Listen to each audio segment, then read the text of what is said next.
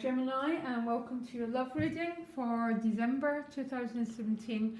This is particularly for single Geminis, and we just have a look at what's going on for you regarding your relationship life. And I think you've probably got the reading of the month so far, Gemini. Actually, there seems to be some fear and some anxiety and some worry, but you're ending in the Two of Cups. Your advice is the Queen of Cups, and your challenge is the Page. Okay, so where you're at mentally is a beautiful Fool card. Now the Fool card's got a few different meanings. It tends to represent a new beginning. Okay, it's a zero, it's a clean slate. But also, its more difficult side is that feeling that you're in a void. So you're waiting for something to happen, but nothing's actually happening. So this could be a new romance for some, because the Page of Cups is the challenge. So sometimes, I mean, this is probably my favourite card, but it can sometimes represent that you feel that you're waiting for something and it's yet to happen. So it could be to get a relationship off the ground. There might be a lot of flirtation going on. There might be someone that you're really interested in, but you feel it's not moving. Okay, that's the difficult side. The positive side is it's a new beginning. Okay, you're not carrying anything from the past. You see, the Fool goes free. It's a card of spiritual attainment, because a lot of baggage and a lot of pain has been left in the past. But back to my original meaning, and the reason why I think that it might be a feeling of nothing's quite happening, being in that sort of the void, the gap, is because emotionally there's some fear going on for you. And spiritually you've got the Tower card, which basically means on a spiritual level you need to start working with these fears, Gemini. Okay, in the best way. So this Nine of Swords, again, multiple meanings. But for you Geminis who's maybe waiting, maybe there's a love interest but nothing seems to be happening, you're too scared to offer love, to go forward.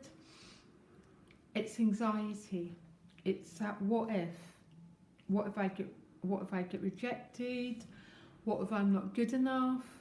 I am too this, I'm too that. You know, those painful voices in our head that never leave us alone. This is where you're at emotionally regarding love. Spiritually, you've got the Tower, which is the most, it's about spiritual awakening. It's about dismantling that thinking process. Now, Gemini, I can't do that for you. If I would, I could. You dismantle those belief systems by working with them. Some people journal. It's about getting what's inside you outside of you. So write it, talk to someone, share with someone, and start to shred and heal these belief systems. I'm going to come back to this. Oh, and I've got another card to pull you, because your advice is the Queen of Cups. So there's either a water sign person that you're interested in, or you can just tell, okay, she's going forward offering a cup to someone, and she's looking at the Page, who's looking at the Two. So I think this is you offering love to someone, Gemini. You've been asked to be the one who goes forward, maybe ask someone out. What's blocking you is this fear, okay, which needs to be dismantled. And then you start to get the Fool in its most positive aspect, okay, which is this present moment living. not carrying past fears and past traumas. But your advice is the Queen of Cups. Now your challenge is the Page of Cups, which would be, in a love reading, this would be the new stages of it. Okay, so the first start of a love relationship, and this is a challenge, was either getting it off the ground and or this new love interest is creating a lot of fears for you, Gemini. It's funny in these general readings because I cannot, unless I know a question, I cannot give a straightforward reading. But getting this love off the ground is a bit of a challenge for you. The outcome is the Two of Cups and the Fool again, okay? So the Two of Cups is a soulmate card. It speaks for itself. What a reading, Gemini. Okay, for a love reading, this is a reading you want to be giving people, okay? Now, I'm getting this, the Fool card in its most positive sense here. Because in its most positive sense, the fear is a little dog and he's not listening to it anymore. He's going ahead, offering his love to the Two of Cups. Now, I want to go back to this. Because, okay, I'm in Gemini before, you know, there's not a person on the planet who doesn't have fear, okay? Because emotionally, you are this Line of Swords, okay? So the fear builds up, past rejections, past times when you've reached out to offer love and maybe you've been rejected, even humiliated, because sometimes life can be so cruel. This Nine of Swords builds up. Spiritually, you're the Tower card. There's an awakening going on. As you can see, the old belief systems have been dismantled, so something new can happen. And what wants to happen for you, Gemini, is love, okay? There's no doubt about it. Look at your cards. Now, I think for some Geminis, the problem is the Fool in its negative sense means that you feel that you're in a void. There might be a love interest, but nothing's happening because you're in the gap. It's a zero, okay? And then you start a new cycle, but it's the waiting. And it can be the waiting that's creating the fear for some, okay?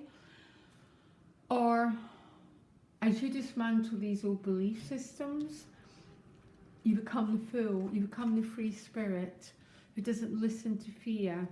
It goes forward and reveals a love to someone without shame because they're a queen and they've got the golden gown because they've worked through it.